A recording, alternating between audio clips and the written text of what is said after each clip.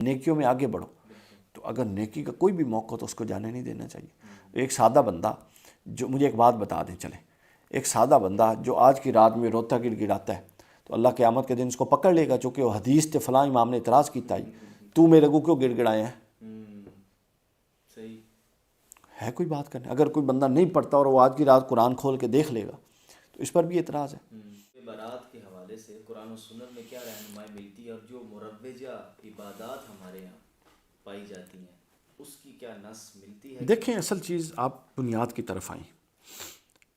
بنیاد یہ ہے کہ اگر بندہ آمادہ اصلاح ہے, وہ اپنی اصلاح چاہتا ہے, تو پھر ہر رات وہ شب برات بنا سکتا ہے.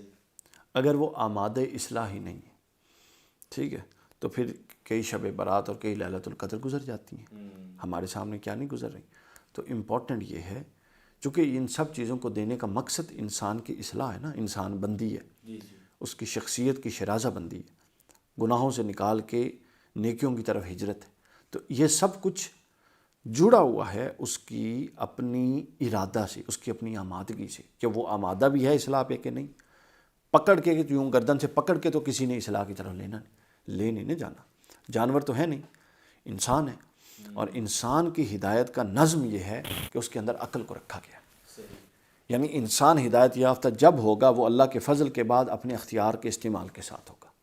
اور اگر کوئی بندہ اختیار استعمال کرنے پر آمادہ ہی نہیں ہے تو اس کو آپ جبراً تھوڑا لے کر جائیں گے.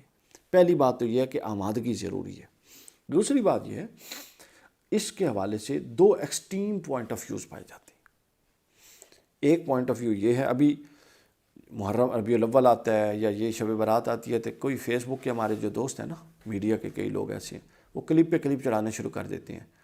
یعنی ان کو اتنی عقل نہیں, اللہ ان کو ہدایت دے کہ اگر آج کی رات کوئی بندہ بیٹھ کے خاص اہتمام کے ساتھ اللہ کی عبادت کر لے گا تو ان کا نقصان کیا ہے اس میں, یہ سمجھ سے باہر ہے.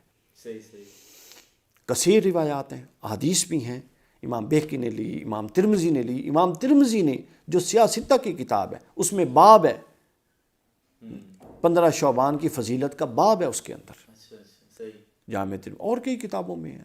بہت سارے محدثین نے, بہت سارے مفسرین نے سورہ دخان کی شرح میں آج کی رات لی ہے.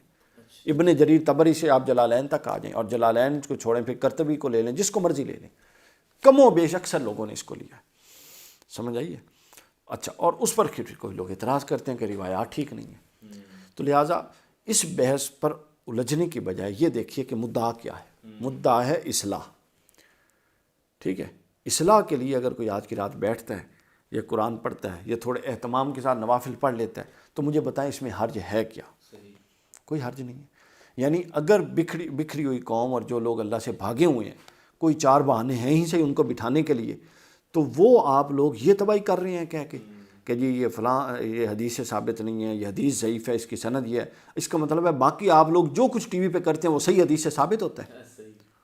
یعنی میں خاص بندوں کو یہ مخاطب کر رہا ہوں, 2-4 ایسے بندے ہیں, ٹھیک ہے, جو سارا سال ٹی وی پہ مارننگ شو کرتے ہیں اور کنجر خانہ چلاتے ہیں, اور جب یہ آتا ہے ربیع الاول آتا ہے اور یہ آتا ہے تو وہ علماء کے کلپ چلانے لگ جاتے ہیں تاکہ یہ جس کی حیثیت نہیں ہے, یہ نہیں ہے. تو دیکھیے یہ ہے منافقت. یا تو آپ اپنی زندگی سے ہر کام جو حدیث سے صحیح کے مخالف ہے اس کو نکالیں, پھر تو ہے بات. یہ منافقت ہے کہ آپ جو شے آپ کے مکتبہ مسلک اہل حدیث سے ٹکرائے, ٹھیک ہے, اور کسی دوسرے مکتبہ فکر میں اس کے جواز کے دلائل بھی ہوں, اس کو تو آپ چھوڑ دیں. اور وہ چیز جو تمام مکاتب فکر میں یکساں طور پہ حرام ہے, اور خود قرآن و سنت حرام کہتا ہے, اور بے حیائی کہتا ہے, اور ڈانس کے مارننگ شو کے پروگرام کہتا ہے, اس کو بیٹھ کے آپ کروائیں. جس پر حرمت پر اتفاق ہے اس پر آپ کوئی کلپ نہ چڑھائیں. سمجھ آئیے نا؟ لہٰذا عقل کرنی چاہیے.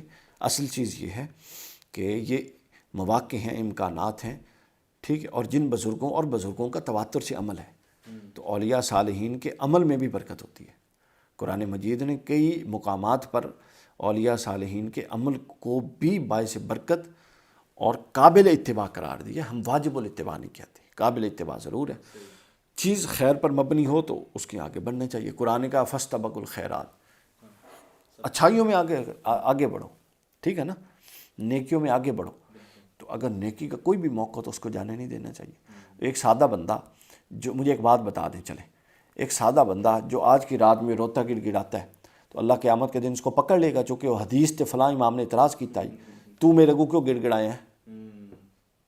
صحیح ہے کوئی بات کرنے؟ اگر کوئی بندہ نہیں پڑھتا اور وہ آج کی رات قرآن کھول کے دیکھ لے گا تو اس پر بھی اعتراض ہے، اور یہ آپ نے ابھی چڑھانا ہے کلپ، صحیح صحیح ٹھیک ہے نا؟ بس اللہ ہدایت دے۔